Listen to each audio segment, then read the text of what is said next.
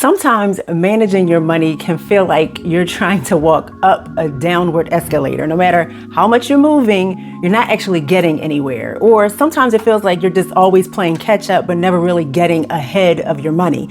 And maybe you're not bad with money. You just need to have some rules to live by that can help create some consistency and guide your decision making when it comes to your money. So today I'm going to share 18 frugal living money rules that you can hold on to so that you can make really intentional and purposeful decisions with your finances every day. So number one is pay yourself first. Yes, you. Before Amazon, before you pay any money on that sale, before that third coffee of the day, put something aside for future you. Trust me, future you is going to be so grateful. And my tip is always to set up an automatic transfer every payday, whether it be $5, $10, $25, $50, whatever you can manage, into a separate savings or an investment account. And just make it so automatic that you forget it's even there, like that gym membership that you used twice and never went back to. Number two, do not be a slave to money. You are the boss, not the other way around. Money is just a tool. It is not your identity, it's not your master, and it's definitely not a reason to lose sleep at night. Just use a budget to tell your money what it's going to do. And you can start by creating a values-based budget. If travel or generosity or early retirement are important to you, reflect that in your budget. Do not negate or redirect your values to match up with what your money is doing. Redirect your money to match up with your values. Number three, don't use credit if you don't have cash. And I know this kind of sounds weird or counterintuitive, but if you wouldn't buy it with cash today, then maybe, just maybe, it's not worth it to buy on credit either. If you want that $200 purse, ask yourself, do I have $200 right now that I won't miss? And if the answer is nope, then your card needs a nap and so do you. Number four, learn how to invest. Listen, if your money is just sitting around in a regular savings account forever, it's basically just taking a nap while inflation robs it blind. Teach your money to hustle. Learn about investing. Learn it slowly, but do it. You don't have to become the Wolf of Wall Street. Just wise like a little fox. And you can start with low risk index funds through platforms like Vanguard or Fidelity, and even just $10 a week can add up. There's no need to understand the stock market like Warren Buffett on day one, but if you start small, you can learn as you go.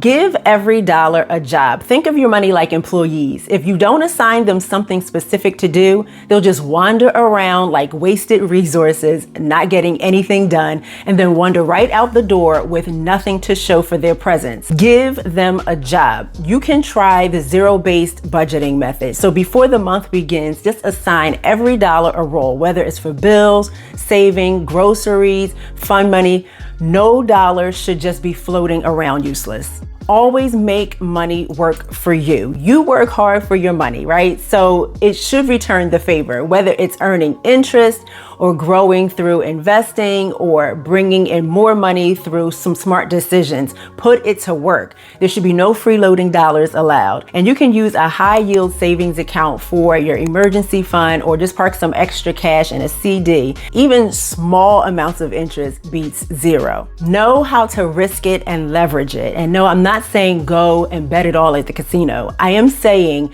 know when to take a calculated risk and how to use what you have, your skills, your time, your money to build something bigger. It's called leverage. It's not gambling, so let's not get that twisted. But say you have a side hustle idea, but you don't have a whole lot of time. Consider investing a little bit of money into a tool that saves hours of work to help you scale faster. That's leverage. It might be a little risky sometimes, especially if it's something you've never tried before. But is it smart? Absolutely, if it's done right. Keep your finances organized. You use a spreadsheet, apps, or even a good old-fashioned marble composition notebook. Just know what's coming in, what's going out, and where your money is going. Chaos is for those silly reality TV shows, not for your finances. So I suggest just setting aside 15 minutes every Sunday to review your transactions for the last week and see what's expected in the week ahead. Grab a cup of hot tea, light a candle if you have to, make it a whole vibe. Just check in and keep track of what's going on. If you have it, don't flaunt it. You do not have to be out here throwing cash around like confetti, because quiet wealth is the real flex. Humble is attractive, and flashy gets expensive and out of control real quick because you always have to try to keep up with this so-called wealthy image that you've created. Just because you can afford some high-priced item doesn't mean you need to post it from 3 different angles with the caption blessed. And you might be blessed, but instead of showing it that way, show it by being a blessing to someone else and keep it on the low because everybody don't have to know.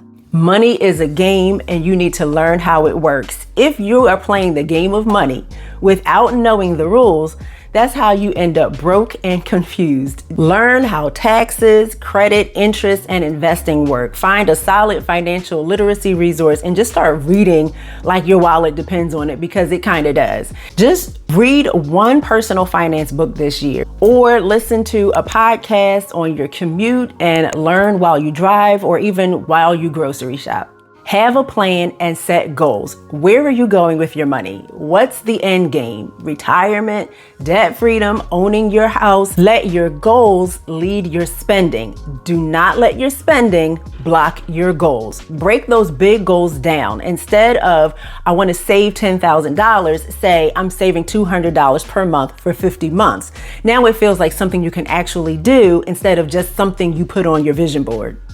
Always have an emergency fund because life be lifing. And when it does, it's nice to know that you have a stash that says, don't worry, I got you. Whether it's a flat tire or a surprise vet bill, your emergency fund can be clutch when you need it most. So just start with a goal of $1,000, which can cover some small emergencies. But once you get there, then continue working towards building up to 3 to 6 months of expenses. Just do it one small chunk at a time, but let it keep building. Learn how to make money passively. You can call it sleep money or nap money, or when you're away on vacation money, whatever it is. Making money passively is when you do the work once, but you earn money from it over and over again. So think investments, selling digital products online, rental income, ways to earn money while you live the rest of your life. You don't have to go full entrepreneur with your passive income method, but just get creative so that there's money always coming in, even without you having to go out and work.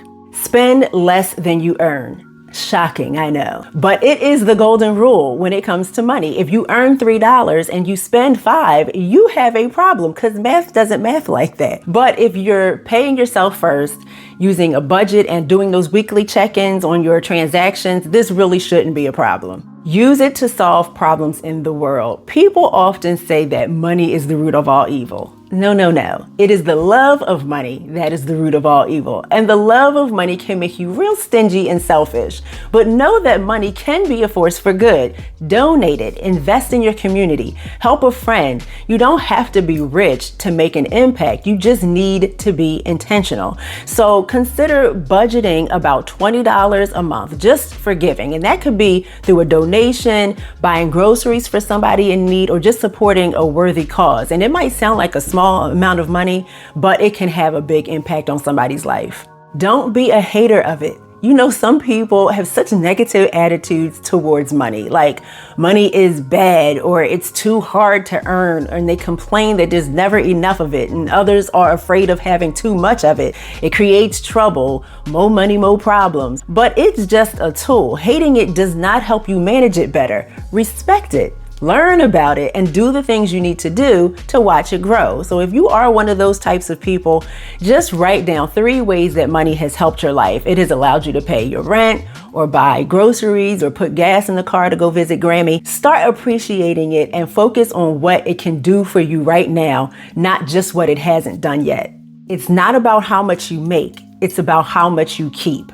Now, you could be bringing in 6 figures from every mountain in Colorado, but if it's all going out the door as fast as it came in, then you have a problem. So focus on keeping and maximizing more of what you make, not just focusing on trying to make more. Try tracking your net worth every 3 months or so. And your net worth is the total of everything that you own, all of your cash on hand, the money in your bank account, your furniture, your house, your car, the things that you own outright, minus the total of the things you owe. So whether that's a mortgage or a car loan or a school loan, the difference between those two is your net worth. Just every few months, see what that amount is, because income is cute, but your net worth tells the real story, and you might actually be richer than you think, or at least headed in the right direction.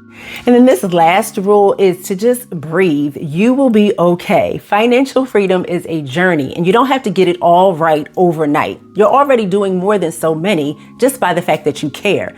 So give yourself some credit. And we're talking about the emotional kind, not the plastic kind. And don't try to overhaul everything at once. Choose one new rule to start with this month and then build from there, because progress is always greater than perfection. Hopefully these money rules will help you steer your financial vehicle with some intention and purpose. And if you've got a favorite money rule or one that you already live by, just drop that in the comments. And if this video was helpful, please hit that like button, share it with someone you think will find it useful, subscribe to this channel, and check out this playlist for even more frugal living tips. And I will see you in the next video. Bye.